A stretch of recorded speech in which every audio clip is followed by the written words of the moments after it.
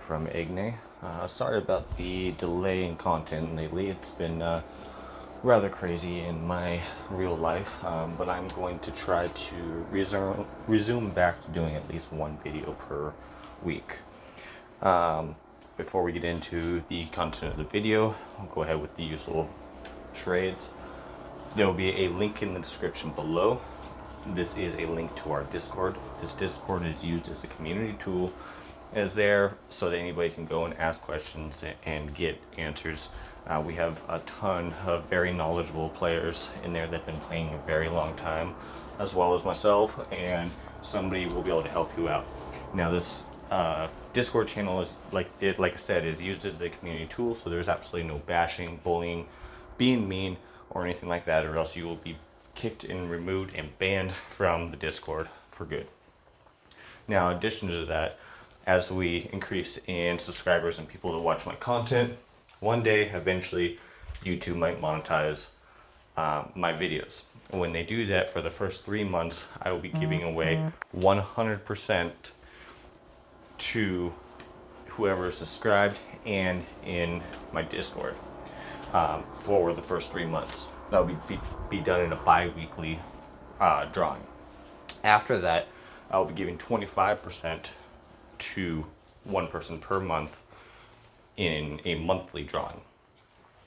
But with all that said, let's get on to the content of the video. So by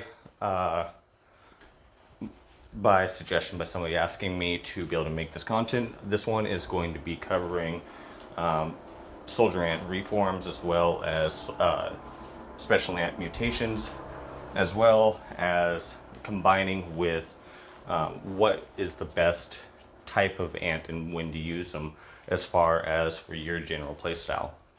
So we'll get into that first to make it lead into the rest of what we're going to discuss.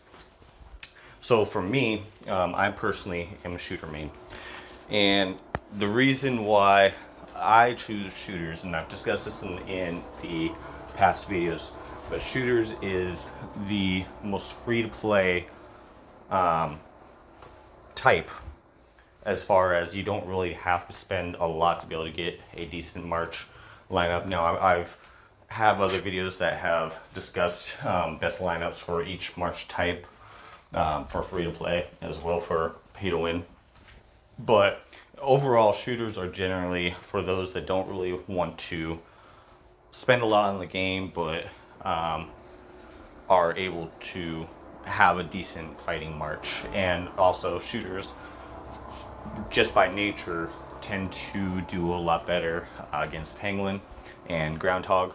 So it's a win-win all the way around, both for free to play and for PvE and PvP events.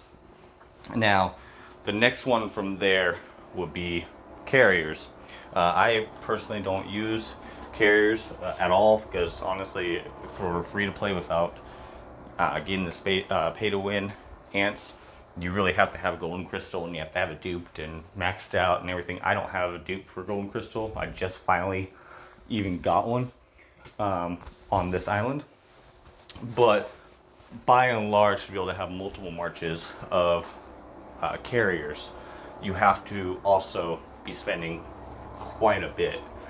So it's really not viable as a free to play unless you plan on really only having like one decent march as far as being a carrier main. Now, and you kind of want to focus on being one main type, because with the amount of research they have to do, especially at the beginning, to be able to even have a decent march, you kind of have to stick to one and focus the other. Now, with Guardians are the most pay to win path to take. However, with that being said, if you are able to pair it with another type, like I am, I have shooters, but then I have a free to play Guardian March. It does work out fairly well, but that's more of a later game when you start already got one T10 going through doing another T10 like I am now. It's more for a late game to where you can really use Guardians as a free to play and have a decent working march.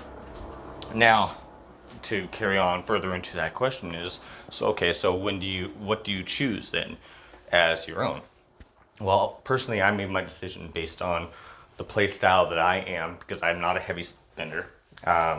Most people say that I am, but I really am not. Especially lately with things that have been going on in my life, I haven't really been spending more than $1 a week just for the advanced Raspberry. So it really depends on your play style and how much you're wanting to spend into the game in order to have a choice type of what you want to play. Now, that being said, that doesn't mean get rid of your ants by any means, because like for Pangolin, each day of Pangolin, it's a 3-day event, you will have the option to use those ants to be able to get better scores on Pangolin than you would with just using like your Pro March, for instance. But now we'll get into reforms and mutations and what I think, or special ant mutations, what I believe are the best to be able to do. So we'll get into this one first. So as you can see, I haven't really upgraded these much at all. Actually, when I was upgrading them was when it first released, because I wanted to kind of test and see how much impact these mutations actually do, and actually was really kind of disappointed by it. So I wouldn't suggest, honestly, putting any spores into this until you have all your ants basically to 8-star. It will literally be a waste of spores to do so. But that being said, as far as with them, obviously with something like this, you want to put whatever ant you use the most for PvE, like Pangolin or Groundhog. For me, I use Crimson Pearl in every March when I'm doing Groundhog or Pangolin. So Crimson Pearl is the choice for me. For free to play, it might be like an ant like Dusky Lurker, or something of that nature. You might also, every time on Pangolin or on Groundhog, be switching it out to a different ant. That's entirely up to you. Now for this one, for me personally, I don't use defense in my attacking unit, my pro unit. So I went ahead and put this on my March that would be in my unit 1, as you can see. Actually, no, I did not. I forgot that I changed up my March. So that was actually something that I would need to change. So I'll go ahead and do that right now. So I would probably put this on my Nimble, because my Nimble will be, oh, it's not my, what the hell is it?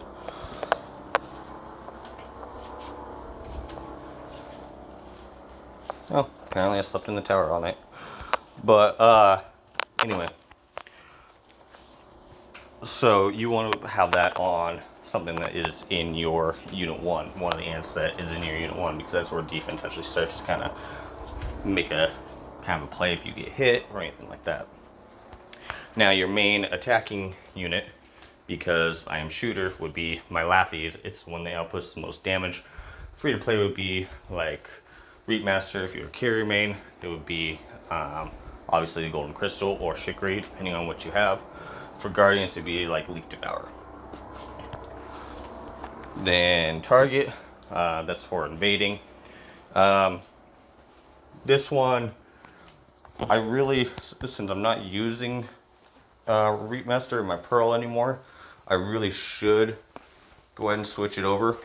But I think I'm going to leave it how it is for right now, because there are times that I do use my unit 1 to attack and leave my Pro at home.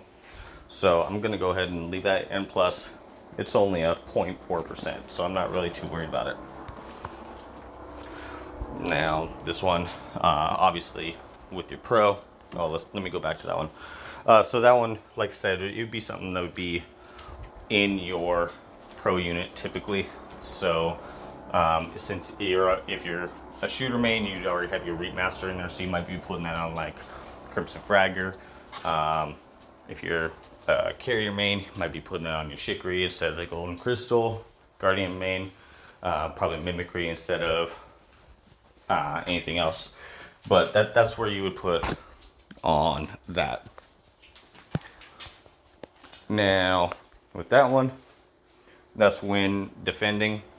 Like I said, I also use my pro sometimes to fool people to go ahead and hit me. So I left that one on my pro, although technically really should go on your unit 1. So for me, it'd be like the Nimble or the Wise Berserker is what I would put it on. Let me go ahead and do that before I forget. And then the last one is health. That should definitely be one of your pro units, because health has such a key factor in this game that it's big to go pretty heavy into health where you can.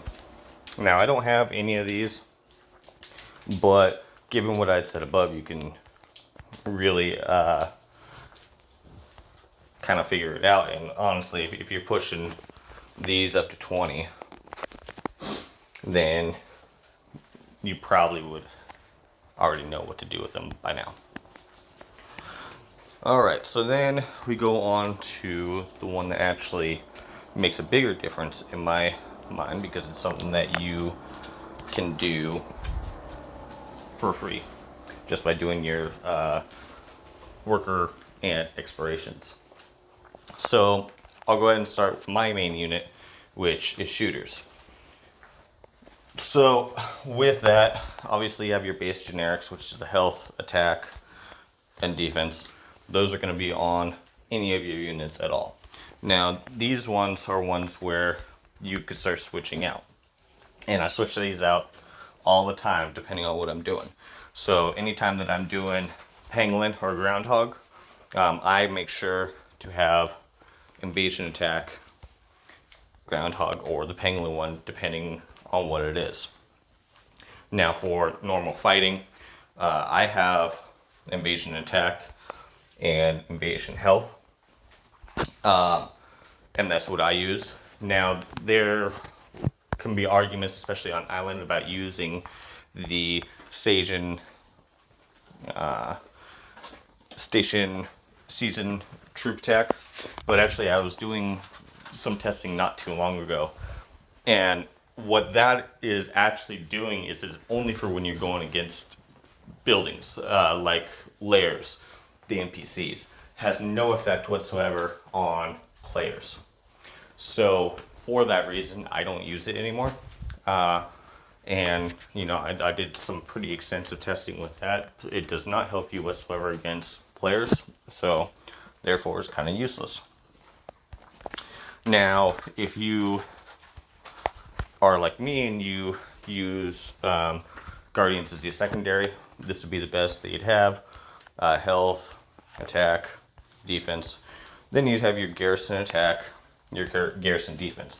Now, if you were a Guardian main, you obviously would want either, well, if you're a Guardian main, to be fair, you would probably want to do your Garrison attack and then your Invasion attack at the same time. So that way you'd have both. Or you could mix it up and do Garrison defense and Invasion attack.